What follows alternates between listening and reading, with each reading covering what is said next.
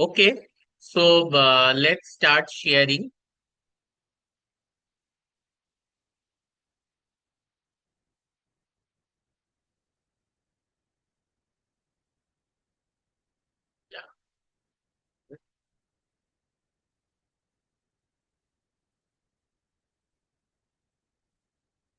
আমি কিন্তু আর কাউকে অ্যাডমিট করতে পারবো না, আমি বারবারই বলছি যে এটা প্রবলেম হচ্ছে, কারণ আহ, এটা যদি হয় ব্যাপারটা তোমাদের বুঝতে হবে।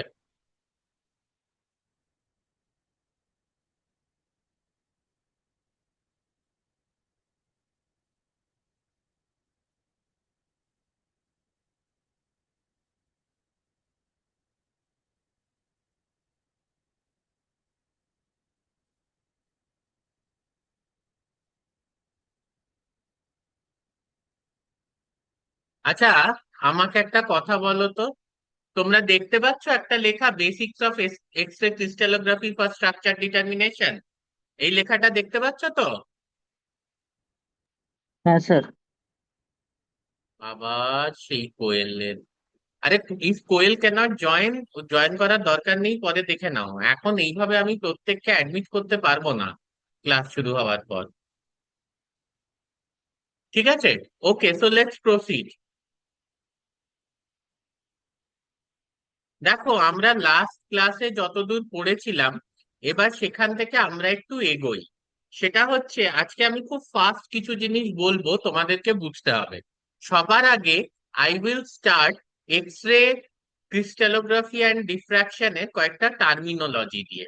কি টার্মিনোলজি? প্রথম কথা হচ্ছে যে crystal lattice. What is a crystal lattice? এই যে ক্রিস্টাল ক্রিস্টাল ক্রিস্টাল, লাস্ট ক্লাসে আমাদের মাথা খারাপ হয়ে গেল বুঝতে এবং বোঝাতে। জিনিসটা অ্যাকচুয়ালি কি? জিনিসটা হচ্ছে একটা three dimensional arrangement of atoms or molecules, যেগুলো কিন্তু রিপিটিং। ঠিক আছে, তার মানে থ্রি ডাইমেনশনাল যে অ্যারেঞ্জমেন্টটা অ্যাটম বা মলিকিউলের, সেটা কিন্তু রিপিটিং। ওকে, এবার ব্যাপারটা হচ্ছে যে কোন জিনিসটা রিপিট করছে। রিপিট করছে গিয়ে হচ্ছে ইউনিট সেলটা। ঠিক আছে, ইউনিট সেল কি? ইউনিট সেল হচ্ছে একটা স্মলেস্ট রিপিটিং ইউনিট, যেটা বারবার রিপিট করে করে একটা ক্রিস্টাল ল্যাটিস তৈরি করছে। ঠিক আছে, একটা স্মলেস্ট ইউনিট যেটা বারবার রিপিট করে করে একটা ক্রিস্টাল ল্যাটিস তৈরি করছে। ফর এক্সাম্পল, ধরে নাও গিয়ে হচ্ছে ইট, তুমি একটা দেওয়াল তৈরি করছো, দেওয়ালটা হচ্ছে গিয়ে ক্রিস্টাল ল্যাটিসটা। তাহলে একটা ইট হচ্ছে গিয়ে ইউনিট সেলটা। ঠিক আছে, তাহলে ক্রিস্টাল ল্যাটিসটা কি? ওটা একটা থ্রি ডাইমেনশনাল অ্যারেঞ্জমেন্ট যেখানে রিপিটিং ইউনিটস আছে। কিসের? না, অ্যাটমস বা মলিকিউলস এর।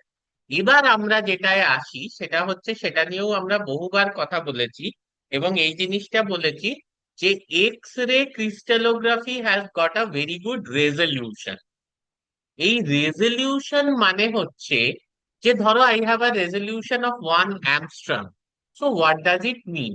ইট মিনস যে আমি 1 অ্যাংস্ট্রম যদি ডিস্টেন্স হয় দুটো ডিফারেন্ট অ্যাটমস এর মধ্যে, তাহলেও আমি দুটো অ্যাটমকে কমপ্লিটলি আলাদা বলে বুঝতে পারছি। তাহলে এটা তো আমার চোখে বোঝা সম্ভব নয়, কারণ আমার চোখের রেজলিউশন হচ্ছে 0.1 মিলিমিটার। তাহলে যদি কোনো 0.1 মিলিমিটার, মানে তোমরা বুঝতেই পারছো, দ্যাট ইজ 100 মাইক্রোমিটার। হ্যাঁ, 100 মাইক্রোমিটার, তার মানে হচ্ছে সেটা কত অ্যাংস্ট্রম ভেবে দেখো। হ্যাঁ, 10,000 অ্যাংস্ট্রম ইজ 1 মাইক্রোমিটার, তাহলে 10,000 × 100, মানে অলমোস্ট 10 লাখ অ্যাংস্ট্রম অ্যারাউন্ড, তাই তো হিসেবে আসছে। ঠিক আছে, তাহলে আমাদের চোখে এটা বোঝা সম্ভব নয়। For that we need imaging and we need X ray, যেটার ওয়েভলেংথের ডাইমেনশনটা কিন্তু ওই রেজলিউশনের ডাইমেনশনের কাছাকাছি, এবং যে বন্ডস গুলো আছে সেই বন্ড লেংথেরও কাছাকাছি, যেটা আমরা একটা প্রোটিন বা অর্গানিক মলিকিউলের মধ্যে দেখতে পাই, like carbon nitrogen, carbon hydrogen, carbon oxygen, carbon carbon, etcetera. এইবার এখানে একটা জিনিস বুঝতে হবে, এই ভ্যালুটা যত কম হবে তত কিন্তু রেজলিউশন বেশি। ধরো 1 অ্যাংস্ট্রম, তার মানে যদি দুটো অ্যাটম 1 অ্যাংস্ট্রম দূরত্বেও থাকে, তাহলেও আমি সেটাকে ডিস্টিংক্টলি বুঝতে পারবো। আর 3.5 অ্যামস্ট্রং এটা কিন্তু লোয়ার রেজলিউশন। কেন? তাহলে 3.5 অ্যামস্ট্রং এর নিচে যদি দুটো অ্যাটম থাকে, তাহলে সেই দুটো অ্যাটমকে কিন্তু আমি আলাদা বুঝতে পারবো না। সে 2.5 অ্যামস্ট্রং দূরত্বে দুটো অ্যাটম আছে, তাহলে সেই দুটো অ্যাটমকে কিন্তু আমি আলাদা করে বুঝতে পারবো না। ঠিক আছে। আরেকটা টার্ম আমাদের জন্য খুব important, that is the electron density map. Now what is the electron density map? Electron density map হচ্ছে একটা 3 ডাইমেনশনাল ম্যাপ, যেটা ইলেকট্রনস এর প্রবাবল পজিশনস গুলোকে শো করছে। ইলেকট্রন ডেনসিটি ম্যাপ হচ্ছে একটা 3 ডাইমেনশনাল ম্যাপ, যেটা ইলেকট্রনস এর প্রবাবল পজিশনস গুলোকে শো করছে, যে কোথায় কোথায় ইলেকট্রনস আছে। ঠিক আছে। ওই পার্টিকুলার ক্রিস্টাল বা ওই পার্টিকুলার মলিকিউলের মধ্যে। ঠিক আছে। এবার কথাটা হচ্ছে যে Fourier transform. What is Fourier transform? এটা একটা ম্যাথমেটিক্যাল মেথড, যেটার সাহায্যে আমি যে ডিফ্র্যাকশন ডেটাটা পেয়েছি, যেটা আমি তোমাদের বহুবার দেখিয়েছি ডিফ্র্যাকশন প্যাটার্ন, সেই ডিফ্র্যাকশন প্যাটার্নটাকে আমি ইলেকট্রন ডেনসিটির যে ইনফরমেশন তাতে কনভার্ট করতে পারছি। So this is a mathematical method. Fourier transform is that. এবার আমরা যাতে চলে যাব, সেটা হচ্ছে গিয়ে স্টেপস, এবং তারপর সেই স্টেপস গুলো করার জন্য আমাদের কি কি সফটওয়্যার লাগবে, এই ব্যাপারটা। কম্পোনেন্টস আমরা জেনে নিয়েছি, যে এক্স রে সোর্স কি, ক্রিস্টাল কি, গনিওমিটারও দেখেছি, ডিটেক্টরও দেখেছি। তো এবারে হচ্ছে গিয়ে steps in structure determination. First is protein আর মলিকিউল পিউরিফিকেশন, মানে আমি যে প্রোটিনটার এক্স রে ডিফ্র্যাকশন, মানে এক্স রে ডিফ্র্যাকশনের সাহায্যে স্ট্রাকচার সলভ করতে চাই, বা যে অর্গানিক মলিকিউলটার এক্স রে ডিফ্র্যাকশনের সাহায্যে স্ট্রাকচার সলভ করতে চাই, সেটার পিউরিফিকেশন। পিউরিফিকেশন মানে টার্গেট মলিকিউলটা কিন্তু হাইলি পিউরিফাইড হতে হবে এবং হোমোজেনাস হতে হবে। কেন? না, এটা আমি তোমাদের বহুবার ক্লাসে এক্সপ্লেন করেছি। নেক্সট হচ্ছে ক্রিস্টালাইজেশন, এই ব্যাপারটাও কিন্তু হয়ে গেছে। তারপর হচ্ছে ডেটা কালেকশন। এবার আমি যেটা তোমাদের বলেছি সেটা হচ্ছে যে ক্রিস্টালটাকে আমি এক্স রেতে এক্সপোজ করছি। তাহলে এটা আমরা দেখেছি, যদি একটু ছবিটা তোমরা মনে করো, আমি যেহেতু ছবিটা আগে ক্লাসে দেখিয়েছি এখানে আর বলছি না, এবং আমার অন্যান্য ভিডিওতেও আছে এক্স রে ডিফ্রাকশনের উপর এই ছবিটা। সেটা হচ্ছে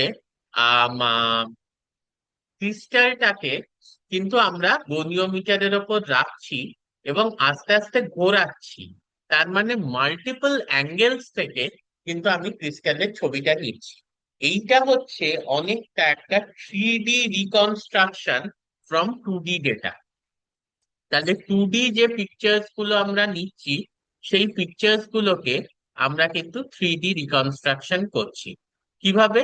না, আমরা ডিফ্রাকশন প্যাটার্নস গুলো মাল্টিপল অ্যাঙ্গেলে কালেক্ট করছি। মানে ধরো আমার কেউ একটা সামনের থেকে ছবি তুললো, সাইডের থেকে ছবি তুললো, পিছনের থেকে ছবি তুললো, সবকটা ছবি মিলে কিন্তু আমার একটা 3D মূর্তি বানানো সম্ভব। ঠিক আছে। আর এখানে কিন্তু মাল্টিপল অ্যাঙ্গেলস, মানে 1 ডিগ্রি অন্তর অন্তর। তাহলে 360 ডিগ্রি, মানে 0 ডিগ্রিতে একটা ছবি উঠলো, নিয়ে 1 ডিগ্রি ঘুরিয়ে আবার একটা ছবি 2 ডিগ্রি।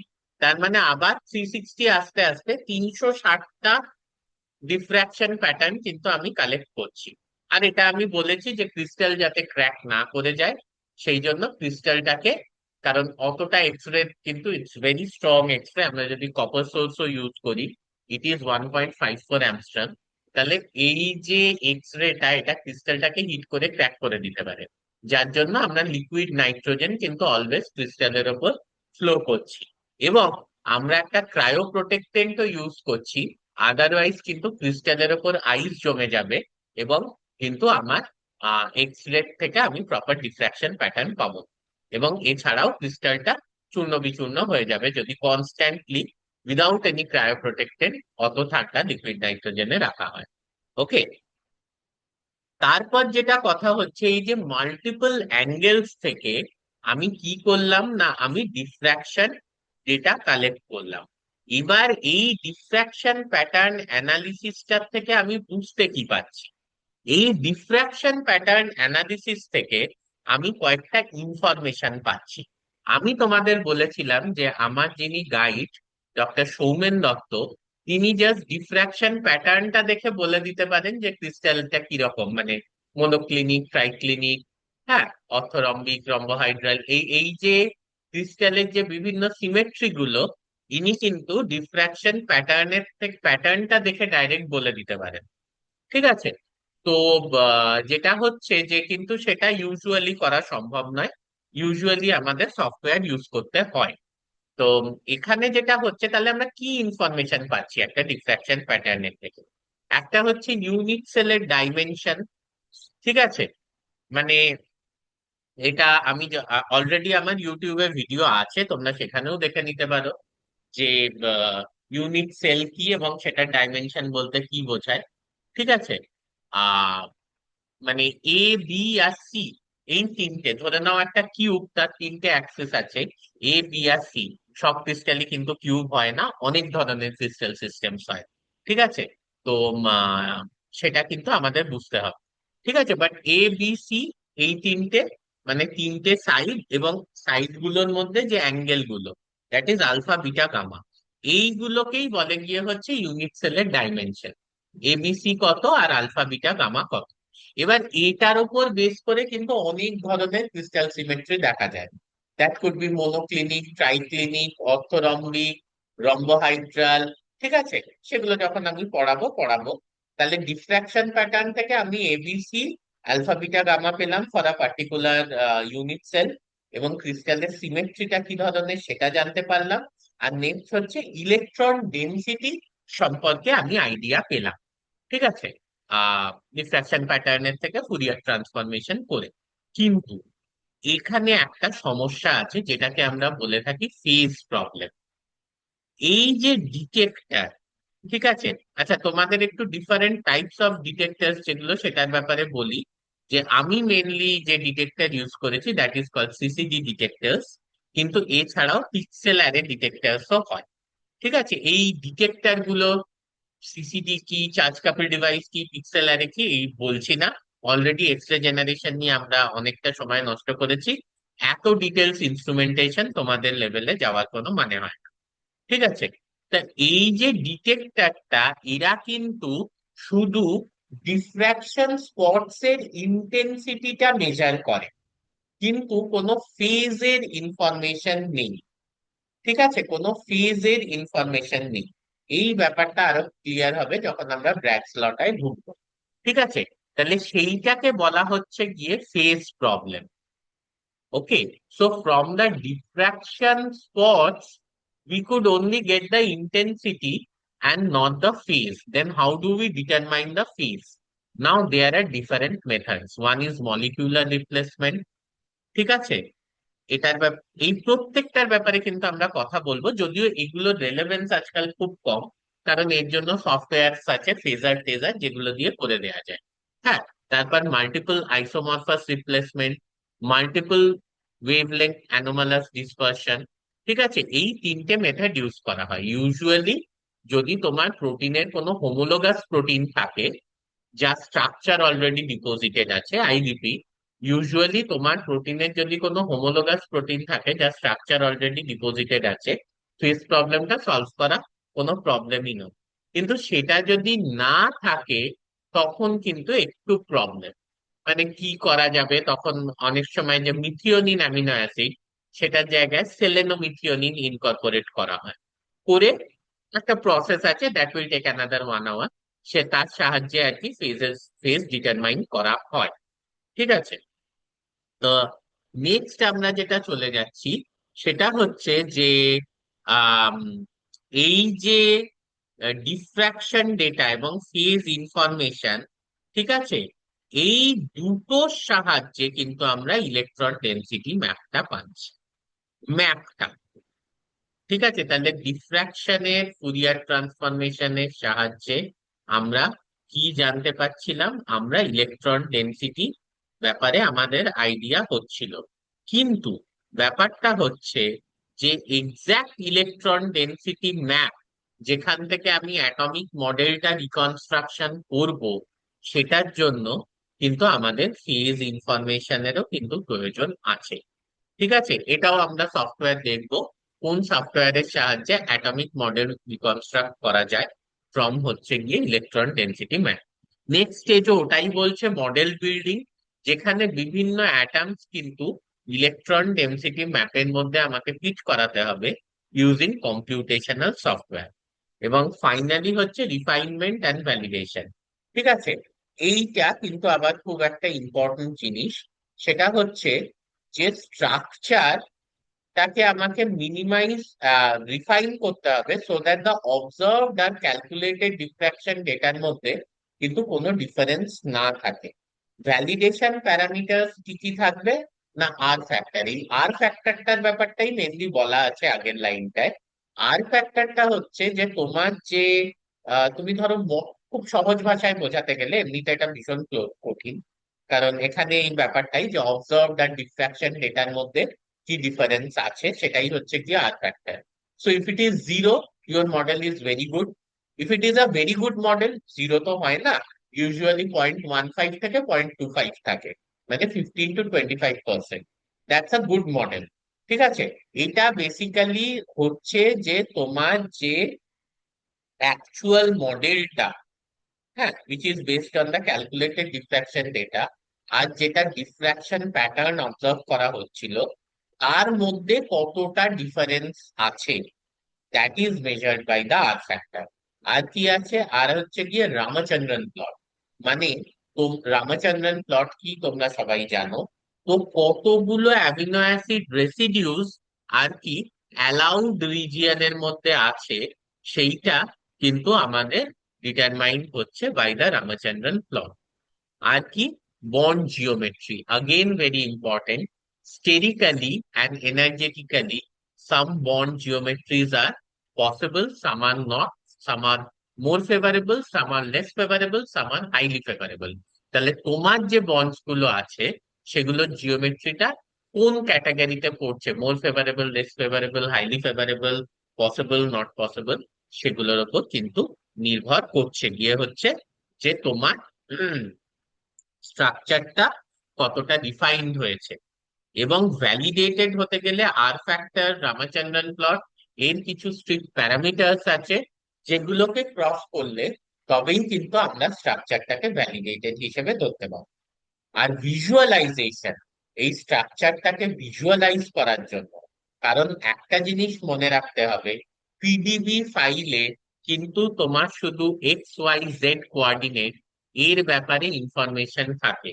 ঠিক আছে, সেই ইনফরমেশনটাকে যদি আমার আলটিমেটলি একটা স্ট্রাকচারে, 3D স্ট্রাকচারে কনভার্ট করতে হয়, আই নিড সফটওয়্যার। মানে একটা পার্টিকুলার অ্যাটম আছে, আমি সেটার XY আর Z কোঅর্ডিনেট চাই। তাহলে যতগুলো অ্যাটম একটা পার্টিকুলার প্রোটিনের মধ্যে আছে, আমি যদি প্রত্যেকের XY আর Z কোঅর্ডিনেট জানি, ডেফিনেটলি সেখান থেকে আমি স্ট্রাকচারটা বিল্ড করতে পারবো। কিন্তু ব্যাপারটা এখানে এরকম দাঁড়াচ্ছে যে সেই যে স্ট্রাকচারটা আমি ভিজুয়ালাইজ করব, মানে সরি, বিল্ড করতে পারবো বলছি, ভিজুয়ালাইজ করতে পারবো, কিন্তু সেইটা যেটা আমি করব, for that I need software. ঠিক আছে, এইটার জন্য কিন্তু আমার সফটওয়্যার দরকার। কারণ আমি কোনো খাতায় এঁকে, সে আমার যদি সে হাজারখানা অ্যাটম থাকে, প্রত্যেকটা অ্যাটমের গ্রাফের মধ্যে 3D পজিশন এঁকে এঁকে আমি বুঝতে পারবো না। সেই সফটওয়্যার গুলোই হচ্ছে পাইমল আর কাইমেরা, যেগুলো কি করছে, পিডিবি আমরা এতক্ষণ এই মডেল বিল্ড করে কি করেছি, বিভিন্ন অ্যাটমের XY আর Z কোঅর্ডিনেট গুলো আমরা জানি, সেগুলোকে 3D স্ট্রাকচার হিসেবে দেখার জন্য, for visualization, we need software, and those softwares are this Pymol, Chimera X, etc. ঠিক আছে, এবার ব্যাপারটা হচ্ছে যে তোমাদের প্র্যাকটিক্যালের পার্সপেক্টিভের থেকে এই পুরো জিনিসটাই হচ্ছে গিয়ে কিন্তু একটা সফটওয়্যারের খেলা। সেই সফটওয়্যার গুলোর ব্যাপারে এবার আমি দেখবো। তাহলে স্টেপস গুলো আমরা বুঝলাম। এবার আমরা দেখবো যে এই স্টেপস গুলো কোন স্টেপস এর জন্য কি সফটওয়্যার লাগে। এক্স্যাক্টলি হয়তো ম্যাচ করবে না, মানে তোমরা যদি ভাবো যে এই আটটা আর ওই আটটা এক্স্যাক্টলি ম্যাচ করবে, তা নয়, but you will have a clear idea যে কোন স্টেপ কিসের জন্য আমাদের কি সফটওয়্যার লাগছে। সো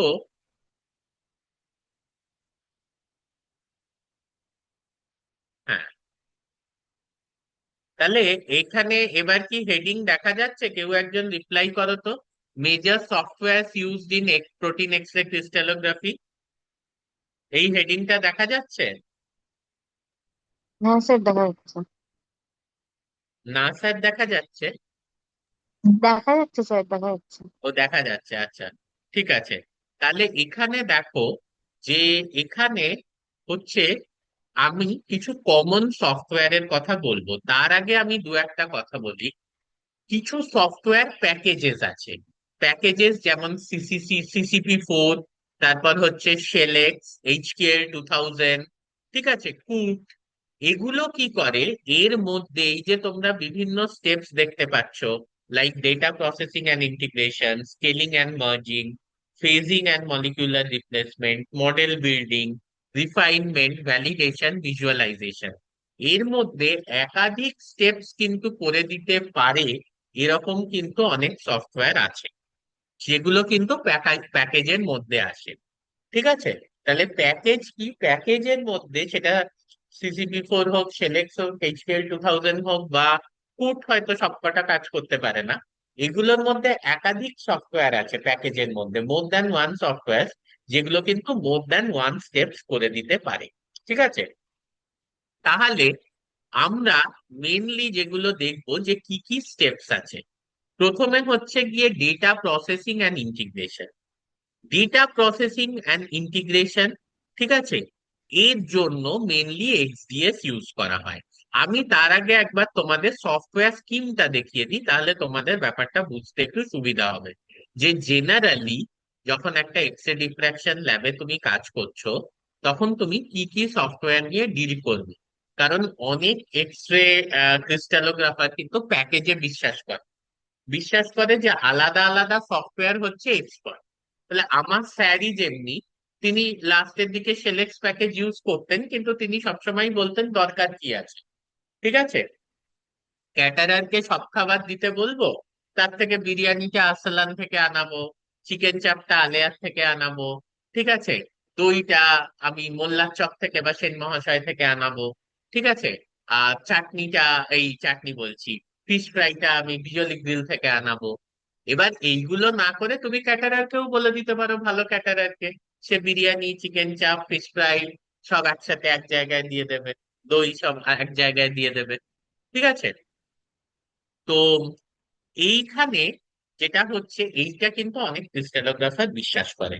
তাহলে মেনলি যদি খুব ভালো কিছু সিস্টেম আমি দেখতে চাই, তাহলে হচ্ছে XDS, সিসিপি, তারপরে হচ্ছে সিসিপি 4 বা ফেজার ইউজ করব, তারপর কুট ইউজ করব, ফিনিক্স ইউজ করব, আর স্ট্রাকচার দেখার জন্য পাইমন ইউজ করব। ঠিক আছে? তাহলে এইগুলো হচ্ছে গিয়ে খুব ভালো আর কি কিছু, যদি আমরা প্যাকেজের কাজ করতে চাই। তাহলে XDS টা কিসের জন্য? XDS টা হচ্ছে গিয়ে যে আমাদের, এবং প্রত্যেকটা স্টেপ কিন্তু তোমাদের বুঝতে হবে, তার কোনো মানে নেই। ঠিক আছে?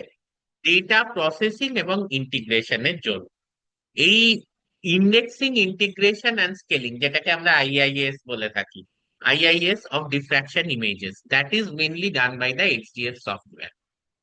এবার এই সিসিপি 4 বা ফেজার, এই এটা কি করে, এই সিসিপি 4 যদি তুমি নিয়ে নাও সফটওয়্যারটা XDS এর পর, ও কিন্তু স্কেলিং অ্যান্ড মার্জিংটাও করে দেবে of reflection intensities, as well as ও কিন্তু ফেজ প্রবলেমটাও সলভ করতে সাহায্য করবে। ঠিক আছে? যাতে আমরা ফেজ ডিটারমাইন করতে পারি। ফেজারও কিন্তু এই কাজটা খুব ভালো করে। ফেজ প্রবলেমের জন্য তুমি সিসিপি 4 ইউজ করতে পারো, তুমি ফেজারও কিন্তু ইউজ করতে পারো। দ্য নেক্সট স্টেপ ইজ, যেখানে হচ্ছে গিয়ে যে আমার মডেল বিল্ডিং, মানে আমার ইলেকট্রন ডেনসিটি ম্যাপ আছে, এবার সেখান থেকে কিন্তু আমাকে অ্যাটমিক মডেলটা বিল্ড করতে হবে, মানে আমাকে অ্যাটমস গুলোকে ফিট করতে হবে into the electron density map. এর জন্য কুট বা WinCoot, this is a very very very good software. ঠিক আছে? তারপর ফাইনালি মডেলটা তৈরি করলে হবে না, রিফাইনমেন্ট করতে হবে, যাতে প্রত্যেকটা আর কি আমরা দেখতে, আর ফ্যাক্টর খুব ভালো হয়, আমরা বন্ড জিওমেট্রি ভালো দেখতে পারি, রামাচন্দ্রন প্লটে কোনোভাবেই যেন 2 কেন 1% এর নিচে আমি চেষ্টা করবো ডিসঅ্যালাউড রিজিয়নে রাখার। আর 90%-এর ওপর চেষ্টা করব মোস্ট ফেভার্ড রিজিয়নে রাখার। এমন ভাবে কিন্তু আমাকে রিফাইন করতে হবে। রিফাইনের ক্ষেত্রে সর্বকালের সেরা সফটওয়্যার হচ্ছে ফিনিক্স। ফিনিক্সের ধারে কাছেও কোনো সফটওয়্যার কিন্তু আসে না for refinement of the structure. এবং তারপরে ভ্যালিডিটি দেখার জন্য আমরা মল প্রবিটি ইউজ করতে পারি, আর প্রজেক্ট তোমরা ইউজ করেছো অলরেডি। ঠিক আছে। এবং ভিজুয়ালাইজেশনের জন্য লোকে পাইমল বলে, but my personal favourite is Chimera X. আমার ল্যাপটপে দুটোই আছে, পাইমল এবং কাইমেরা। তোমরা দেখো কোনটা তোমাদের ভাল লাগে আর কি। ঠিক আছে। তো এইটা হচ্ছে তাহলে এক্সডিএস। এক্সডিএস এর পর সিসিপি 4 যেটা দেখেছিলাম আমরা, যেটা বোথ স্কেলিং অ্যান্ড মার্জিং এবং ফেজিং দুটোই করে দিল। তারপর প্রুফ মডেল বিল্ডিং এর জন্য ফিনিক্স ডট রিফাইন হচ্ছে রিফাইনমেন্টের জন্য, এবং ভ্যালিডেশনের জন্য প্রজেক্ট, ভিজুয়ালাইজেশনের জন্য হচ্ছে পাইমল কিংবা কাইমেরা। ঠিক আছে। এবার কারণ আমাদের কিন্তু এটা জানতে হবে মল প্রবিটি বা প্রোচেকের সাহায্যে অবশ্যই স্টিরিও কেমিক্যাল কোয়ালিটি বা যেটা হচ্ছে মিনিমাইজড আছে কিনা এনার্জি, বা স্টেরিক্যালি স্ট্রাকচারটা ফিজিবল কিনা সেটা বুঝতে হবে। আচ্ছা, এবার একটা জিনিস আমি তোমাদের খুব সহজ করে বোঝাই। সেটা হচ্ছে data processing, integration, scaling, merging. এই ব্যাপারটা কিছুই না। ব্যাপারটা হচ্ছে গিয়ে যে তোমার প্রত্যেকটা ডিফ্রাকশন প্যাটার্ন যে তুমি পাচ্ছ, হ্যাঁ, মানে 360টা 1 ডিগ্রি 1 ডিগ্রি করে ঘুরিয়ে, এ বাবা সময় শেষ হয়ে যাচ্ছে, ঘুরিয়ে সেই ডিফ্রাকশন প্যাটার্ন গুলোকে কিন্তু ফাইনালি তোমাকে ইন্টিগ্রেশন, স্কেলিং এবং মার্জিং, মানে প্রত্যেকটা ডিফ্রাকশন প্যাটার্নকে একত্রিত করে কাইন্ড অফ খুব জেনারেলাইজ পেতে বলা যায় একটা পার্টিকুলার নির্দিষ্ট স্কেলে এনে মার্জ করতে হবে, so that we can get the total diffraction data, যেটার উপর বেস করে কিন্তু এবার বাকি কাজগুলো হবে। ওকে। সো যেহেতু টাইম কম আছে, আমি তোমাদের কিছু প্যাকেজেস দেখিয়ে দিই, যেটা কিন্তু যেমনি বলছি সিসিপি 4। সিসিপি 4 হচ্ছে কি একটা প্যাকেজ, কিন্তু software package for molecular macromolecular crystallography. এখানে ডেটা প্রসেসিং থেকে, মলিকিউলার রিপ্লেসমেন্টের থেকে, ডেনসিটি মডিফিকেশন যেটা মডেল বিল্ডিং এ কাজে লাগে, রিফাইনমেন্ট, ভ্যালিডেশন সব হয়ে যায়। ঠিক আছে। এবং এই প্যাকেজের মধ্যে কি কি আছে? ফেজার আছে, রেফ ম্যাক আছে। তাহলে দেখো, কেউ যদি সিসিপি 4 ইউজ করে সে কিন্তু ফিনিক্স ইউজ করছে না। ফিনিক্স এর জায়গায় রিফাইনমেন্টের জন্য রেফ ম্যাক ইউজ করছে। এই জন্য যারা ভালো ক্রিস্টালোগ্রাফার হয়, সে কি করবে? সে এক্সডিএস দিয়ে তোমার হচ্ছে গিয়ে প্রথমের যে আইআইএস, মানে যেটা হচ্ছে ইন্ডেক্সিং, ইন্টিগ্রেশন, স্কেলিং করে নেবে। তারপর সে সিসিপি 4 ইউজ করবে, করে স্কেলিং অ্যান্ড মার্জিং করবে, প্লাস ফেজিংটা করবে। কিন্তু তারপর সে টুটে মডেল বিল্ড করে রেফ ম্যাকের জায়গায় সে কিন্তু ইউজ করবে গিয়ে হচ্ছে Phoenix for your structure refinement. ঠিক আছে। যাই হোক, ব্যাপারটাকে আমি অত কমপ্লেক্স করতে চাই না। এবং এর মধ্যে টুটো আছে। এছাড়া ফিনিক্স একটা প্যাকেজ। ফিনিক্সে কিন্তু দেখো রিফাইনমেন্টের জন্য ফিনিক্স অসাধারণ। এছাড়াও ফ্রেজিং আছে এবং অটো বিল্ড করে স্ট্রাকচার, এটাও কিন্তু একটা প্যাকেজ। ঠিক আছে। তারপর হচ্ছে কুট। কুটটাকে একটা পুরো প্যাকেজ বলা যায় না, বরং এটা একটা ক্রিস্টালোগ্রাফিক অবজেক্ট ওরিয়েন্টেড টুল কিট। এতে কি কি আছে? এতে মডেল বিল্ডিং করা যায় ম্যানুয়ালি, হ্যাঁ, রেসিডিউস ফিট করা যায় ইলেকট্রন ডেনসিটি ম্যাপে, এবং রিফাইনমেন্ট এবং ভ্যালিডেশন করা যায়। বাট ইনিশিয়াল যে ব্যাপারগুলো ছিল, সেই ব্যাপারগুলো কিন্তু অতটা ভালো এতে হয় না, যেটা আমরা সিসিপি 4-এ দেখতে পাচ্ছি। যে সিসিপি 4 কিন্তু একেবারে ডেটা প্রসেসিং থেকে পুরো ভ্যালিডেশন অব্দি করে দিতে পারবে। সো কুট is not a complete package. ঠিক আছে। এখানে যদিও কুটের মাধ্যমে কিন্তু রামাচন্দ্রন অ্যানালিসিস, লিগ্যান্ড ফিটিং ইত্যাদি সবই করা যায়। আগেন এক্সডিএস ইজ লাইক কুট। এখানে কিছু কিছু কাজ করা যায়, যেরকম হচ্ছে প্রথম দুটো step mainly IIS, indexing, integration and scaling, এই স্টেপটা করা যায় ম্যাক্স। ঠিক আছে। তাহলে স্টেপ 1 আর step 2, data processing and scaling and merging. তারপর ডায়ালস। ডায়ালস আমি কখনো ইউজ করিনি, ফলে আমি খুব ডিটেলসে বলতে পারবো না। ঠিক আছে।